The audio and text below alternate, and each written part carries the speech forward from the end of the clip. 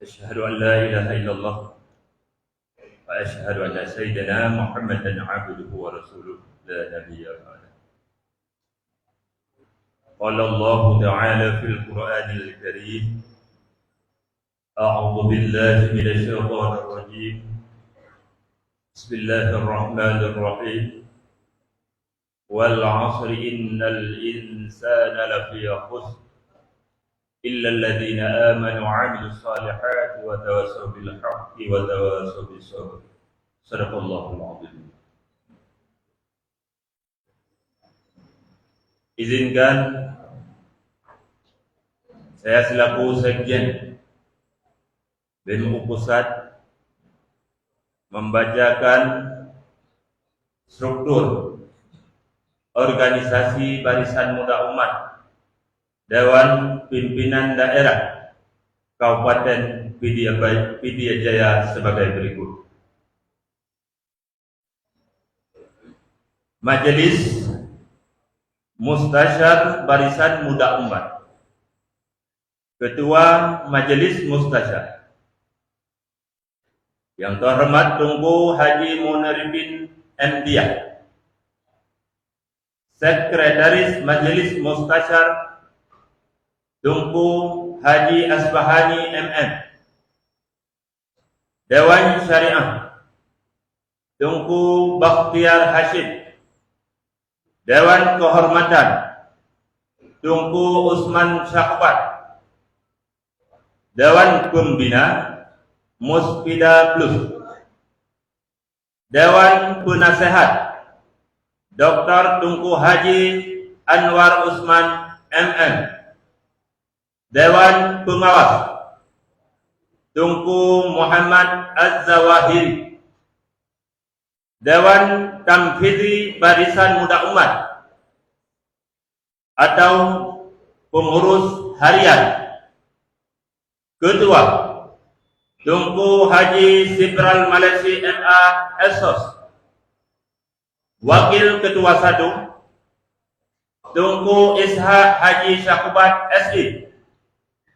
Wakil Ketua 2 Tunku Muhammad Daud Yahya. Wakil Ketua 3 Haji T. Asbaharuddin. Wakil Ketua 4 Tunku Sunarti Rusli. Wakil Ketua 5 Tunku Muhammad Ali.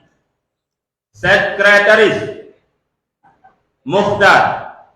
Wakil Sekretaris 1 Mustafa AMD. Wakil Sekretaris 2 Tunku Muhammad Nur. Wakil Sekretaris 3 Tunku Ahyar. Wakil Sekretaris 4 Tunku Lutfi Hadi bin Muhammad Hasan. Wakil Sekretaris 5 Al-Isra. Bendahara Haji Muhammad Rida STMN. Wakil Bendahara 1 Tunku Zahri Nasruddin. Wakil Bendahara 2 As Rizal Syahputra. Wakil Bendahara 3 Tunku Bukhari SH. Wakil Bendahara 4 Tunku Nurdin Yahya. Wakil Bendahara 5 Tunku Khamisah. Departemen Badan Khusus dan Lembaga Barisan Muda Umat. Departemen Sosial, Politik, Hukum dan HAM. Kepala Tunku Juli Andika. Anggota Tunku Suryadi M. Jafar. Anggota Tunku Safrizal. Anggota Tunku Fauzan. Anggota Tunku Husnul Fuad. Departemen Pendidikan dan Kebudayaan. Kepala Tunku Syahrul Fuadi SPDI. Anggota Tunku Anwar. Anggota Tunku Hanafiah. Anggota Tunku Ibrahim MY. Anggota Tunku Saiful Mulki. Departemen Ekonomi